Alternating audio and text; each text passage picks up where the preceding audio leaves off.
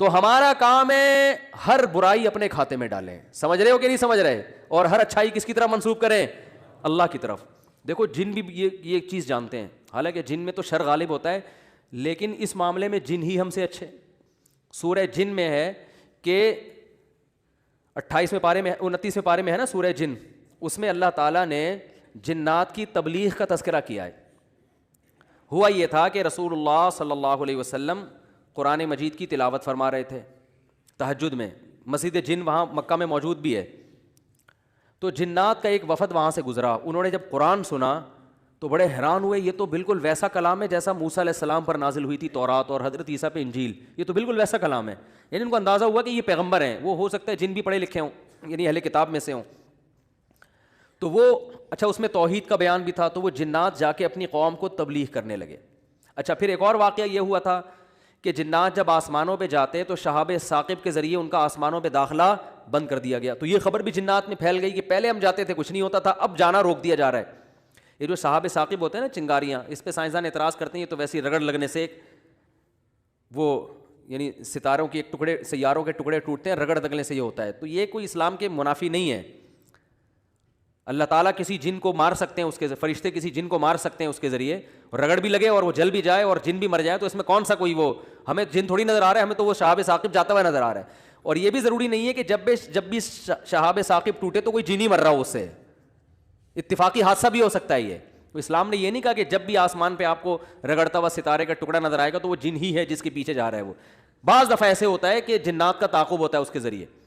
تو یہ نبی کے دور میں ہوا, اور اس کی دلیل یہ ہے کہ جب قرآن کی آیتیں نازل ہوئی نا کہ جنات نے کہا کہ ہم جب جاتے ہیں تو شہاب ثاقب آتا ہے, تو اس پر کسی مشرک نے اعتراض نہیں کیا کہ یہ تو پہلے بھی آ رہے تھے, اب تھوڑی آ رہے ہیں, کوئی نیا واقعہ تھوڑی ہے, یہ تو پہلے بھی آ رہے ہیں. تو جنات نے یہ کہا کہ ہم نے دیکھا ہے کہ ہمارا اوپر داخلہ بھی کیا ہو گیا, منع ہو گیا. تو دنیا میں کوئی بڑا واقعہ ہوا, تو وہ واقعہ انہوں نے دیکھا کہ بھائی یہ قرآن نازل ہو رہا ہے اور یہ کوئی دنیا میں نیا مذہب آیا ہے اور یہ پیغمبر ہیں. تو انہوں نے جا کے اپنی قوم کو تبلیغ کی, جس کا سورہ جن میں تذکرہ ہے. تو تبلیغ میں انہوں نے یہ الفاظ کیے کہ وَأَنَّا لَمَسْنَا السَّمَاءَ فَوَجَدْنَاهَا مُلِئَتْ حَرَسًا شَدِيدًا وَشُهُبًا. ہم پہلے کی طرح جب آسمانوں پہ جاتے ہیں تو ہم اس میں پہرے دیکھ رہے ہیں اور شہاب ہے, پتھر ہیں جن سے ہمارا تعاقب ہو رہا ہے. تو یہ کچھ کام ہوا ہے. آگے کیا کہتے ہیں, اِنَّا لَا نَدْرِي, ہمیں نہیں پتا. یہ جو دنیا میں عجیب سا کام ہوا ہے نا, لا ندری, ہمیں معلوم نہیں ہے. اشر ارید بمن فی الارض, کہ جو لوگ زمین میں رہتے ہیں ان کے ساتھ برائی یعنی شر کا ارادہ کیا گیا ہے. ام اراد بہم ربہم رشدا, یا اہل زمین کے جو رب ہیں اس رب نے ان کے ساتھ خیر کا ارادہ کیا ہے. آپ کا آئی کیو لیول اگر اچھا ہوتا تو مزہ آ جاتا آپ کو. ترجمے سے بات سمجھ میں آئی؟ وہ کیا کہہ رہے ہیں, ہمیں نہیں پتہ یہ جو نیا واقعہ ہوا ہے اہل زمین کے ساتھ برائی کا ارادہ کیا گیا ہے, پیسو وائس فعل مجہول, یا اللہ نے ان کے ساتھ خیر کا ارادہ کیا ہے. بھائی یہ بھی کہہ سکتے تھے کہ ہمیں نہیں پتا کہ اللہ نے ان کے ساتھ خیر کا ارادہ کیا یا شر کا ارادہ کیا ہے. شر اور خیر دونوں کی نسبت کس کی طرف کرتے؟ اللہ کی طرف, کہ پتہ نہیں اللہ اب انسانوں سے اچھا چاہ رہا ہے یا کوئی عذاب آنے والا ہے یا کوئی کچھ اچھا ہونے والا ہے, ہمیں نہیں پتا لیکن کچھ ہونے والا ہے. نہیں آ رہی بات؟ ارے بھائی جنات کو جب یہ واقعہ ہوا نا, اوپر جانا بند ہو گیا آسمانوں پہ, تو جن آ کے آپس میں گول میز کانفرنس بلائی. انہوں نے بولا کہ بھائی کچھ کام عجیب سا ہو رہا ہے, کچھ ہو رہا ہے, یا تو کوئی بہت اچھا ہوگا یا کچھ برا ہو رہا ہے. یعنی کچھ نہ کچھ تو ابھی کائنات میں نیا ہوگا, اس زمین پہ کچھ نیا ہوگا. بمن فی الارض, اہل زمین کے ساتھ کچھ نیا ہونے والا ہے. اب یہ نہیں پتا کہ اچھا ہونے والا ہے یا برا, تو یا تو دونوں میں اللہ کا نام نہ لیتے, یہ کہتے ہمیں نہیں پتا اچھا ہونے والا ہے یا برا ہونے والا, یا اگر اللہ کی طرف نسبت کرنی تھی تو یہ کہتے ہمیں نہیں پتا کہ اللہ اچھا کرے گا یا اللہ ان کے ساتھ کیا کرے گا, برا کرے گا. بھائی جو بھی کرے گا اللہ ہی کرے گا نا. یا تو اللہ کی طرف منسوب کرو اچھائی کو بھی اور برائی کو بھی, کہ ہمیں نہیں پتا کہ اللہ نے جو آسمان میں پہرے لگا دیے ہیں تو اب اللہ کا ارادہ ہے کہ اہل زمین کے ساتھ کچھ بہت اچھا کرے گا یا اللہ ان کو سزا دے گا, کوئی برا ہوگا ان کے ساتھ. لیکن جنات کا انداز دیکھو, وہ کہہ رہے ہیں جب برائی کی بات آئی تو اللہ کا نام درمیان سے غائب کر دیا. اشر اریدا, اریدا جو میرے تفسیر کے لیکچر سن رہے ہیں نا اسپیچز چینل پہ, ان کو پتہ ہے اریدا اکریما کی طرح ہے, پیسو وائس, ارادہ کیا گیا ہے. کس نے کیا یہ نہیں بتا رہے, کیا تو اللہ نہیں ہے, برائی کا ارادہ کیا گیا ہے زمین والوں کے ساتھ یا اللہ نے اچھائی کا ارادہ کیا ہے؟ اب آئی سمجھ میں؟ اب بھی اگر نہیں سمجھ میں تو آئی کیو لیس لوگ ہیں آپ لوگ. پھر وہی پہلی ہے کہ وہ جو سیٹھ صاحب تھے نا, بے وقوف تھے, اپنے شاگرد سے کہہ رہے ہیں, اپنے ملازم سے, کہ ایسی پہلی پوچھ کہ اس کا جواب میں بتا سکوں, ورنہ بے عزتی ہو جائے گی نا. اور اگر نہیں بتایا نا میں نے اس پہلی کا جواب, تو میں تجھے چھوڑوں گا نہیں, تیری گردن اڑا دوں گا میں. اب پہلی پوچھ لیکن آسان, تاکہ میری عزت بھی ہو جائے کہ بھائی سیٹھ نے پہلی کا جواب دیا ہے, جب جواب دوں گا عزت ہوگی, بھائی بڑے ذہین ہیں آپ. تو آہستہ سے اس کو کان میں کہہ دیا کہ ایسی پوچھنا کہ مجھے جواب اس کا آ بھی جائے, اتنی مشکل نہ ہو. اب یہ جو ملازم تھا نا, یہ گرو کہتے ہیں نا اس کو, گرو کہتے ہیں کہ ایک چیلا کہتے ہیں, چیلا یا چیلا, بچہ بڑا ہوشیار ہے ماشاء اللہ, چیلا. تو وہ چیلا کے اب سوچنے لگا کہ یار ایسی پہلی پوچھو کہ بہت آسان ہو.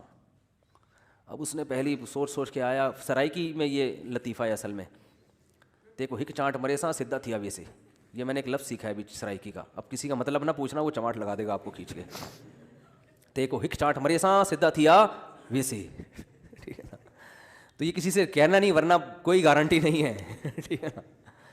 تو وہ جو تھا نا, اس نے پہلی سوچی, اس نے کہا حضور, اب مجھے پوری سرائکی تو آتی نہیں نا, وہ ہمارے حضرت سرائکی میں سناتے تھے یہ لطیفہ, وہ مزہ سرائکی میں ہی ہے. خیر, ہک مخلوق ہے, پونچھ گھمیندی ہے, چولہے کے گرد گھومدی ہے تے میاؤں میاؤں کرندی ہے بھائی. پونچھ بلی ہے نا, سب کو پتا ہے بھائی, اور چولہے کے گرد اکثر گھومتی ہے, اور آخر میں کمبخت نے یہ بھی بتا دیا کہ میاؤں میاؤں کرندی ہے, کہ یار ایسا نہ ہو یہ کوئی شیر اور چیتا کو لے آئے. اب یہ کھوپڑی اس کی کام نہیں کر رہی نا, ٹھیک ہے, آئی کیو. اب یہ گھنٹہ بیٹھ کے سوچ کے کہتا ہے یار کس مصیبت, کہہ رہے ککیڑ مرغا نا. اب یہ جو چیلا تھا نا, اس نے بولا اگر میں نے بول دیا نا کہ یہ غلط ہے تو میری تو ایسی کی تیسی. اور یہ تھا ڈیڑھ ہوشیار. یہ اگر یہ کہہ دیتا کہ جی یہ جو ہے کیا نام ہے صحیح جواب دیا, تو اس کو یہ شبہ تھا کہ جو میرا گرو ہے وہ کہے گا کہ یہ شاید 2 نمبری کر رہا ہے. تو اس نے بڑی چالاکی سے ایک کام کیا, اس نے بولا حضور لگتا ہے کسی نے دسیا ہے, یعنی اتنی مشکل پہلی میں نے پوچھی تھی اور آپ نے بالکل درست جواب دیا, یہ کسی نے یقیناً آپ کو بتایا ہے. تو جواب کہتے ہیں نہیں, عقل کی دوڑ ہے, عقل کی دوڑ ہے بھائی, ادھر کیا ہے یہ عقل کی دوڑ ہے. ہمارے ادھر ایسی پڑھتے تھے, عقل کی دوڑ ہے, عقل کی دوڑ ہے بھائی یہ. تو میں نے اتنی ڈیٹیل میں آپ کو بتایا, اب بھی سمجھ میں نہیں آ رہا کہ جنات کیا کہہ رہے ہیں, انا لا ندری, ہمیں نہیں پتا, اشر ارید بمن فی الارض, کے زمین والوں کے ساتھ شر کا ارادہ کیا گیا ہے, ام اراد بہم ربہم رشدا, یا رب نے خیر کا ارادہ کر لیا ہے. تو کتنی تمیز ہے جنات میں ہے بھائی. حالانکہ شر کا ارادہ بھی اگر کیا تو اللہ نے کیا ہے, خیر کا ارادہ بھی کیا تو کس نے, لیکن قرآن جنات کے ان الفاظ کو نقل کر کے, قرآن نہ سمندر ہے, بہت سارے مضامین قرآن میں ہوتے ہیں, ایک ایک آیت میں بہت ساری چیزیں نکل رہی ہوتی ہیں. تو یہاں یہ جہاں یہ بات ثابت ہو رہی ہے, تبھی تو فقہاء نے بیان کیا نا کہ قرآن اور حدیث سے استدلال 4 طریقوں سے ہوتا ہے, عبارت النص, اشارت النص, اقتضاء النص اور دلالت النص. 4 طریقے ہیں جہاں سے فقہاء قرآن و سنت سے مسائل نکالتے ہیں, جو اصول فقہ میں پڑھائے جاتے ہیں. جو آج کل جو نئے محقق آ رہے ہیں نا مارکیٹ میں, انہوں نے ان میں سے کوئی اصول بھی نہیں پڑھا ہوتا. تو اس سے یہ بھی پتہ چل رہا ہے قرآن تمیز بھی سکھا رہا ہے ہمیں کہ جنات سے تمیز سیکھ لو, ہمیشہ شر کی نسبت اپنی طرف کرو. صحیح ہے نا, میری وجہ سے ایسا ہوا, یہ ساری خرابی کس کی وجہ سے ہوئی ہے, میری وجہ سے ہوئی ہے بھائی, میری کوئی کوتاہی ہے جس کی وجہ سے شکست ہوئی ہے. جیسے غزوہ احد میں شکست ہوئی تو صحابہ نے تو اپنے آپ کو جھونک دیا تھا, شکست ہو گئی تو قرآن نے کیا کہا, تمہاری وجہ سے ہوئی ہے, ٹھیک ہے نا, تم نے پیغمبر کی اس معاملے میں اطاعت نہیں کی. صحابہ نے یہ نہیں کہا واہ ہم مدینہ چھوڑ کر آ گئے پیغمبر کے لیے, ہے بھائی اتنے ساری ہم نے قربانیاں دے دیں اور اسباب کی دنیا میں کامیابی کی امید نہیں تھی, پھر بھی ہم نے اپنے آپ کو میدان جنگ میں لے جا کے جھونک دیا. اب ایک گھاٹی پہ اگر 50 آدمیوں کے میں سے چند لوگوں نے اگر امیر کی اطاعت نہیں کی تو اس کی ہم سب کو اتنی بڑی سزا مل رہی ہے. دوسرے کوتاہی تو انہوں نے کی ہے اور قرآن کہہ رہے کہ تم نے کی ہے, سب کی طرف نسبت کیوں کی جا رہی ہے؟ صحابہ نے ایسا کوئی لفظ زبان سے نہیں نکالا, کچھ بھی نہیں نکالا صحابہ نے, اے اللہ ہماری غلطی ہے, ہم استغفار کرتے ہیں, آئندہ یہ کوتاہی نہیں ہوگی. تو کیسا کامیابی کے اصول ہیں یہ.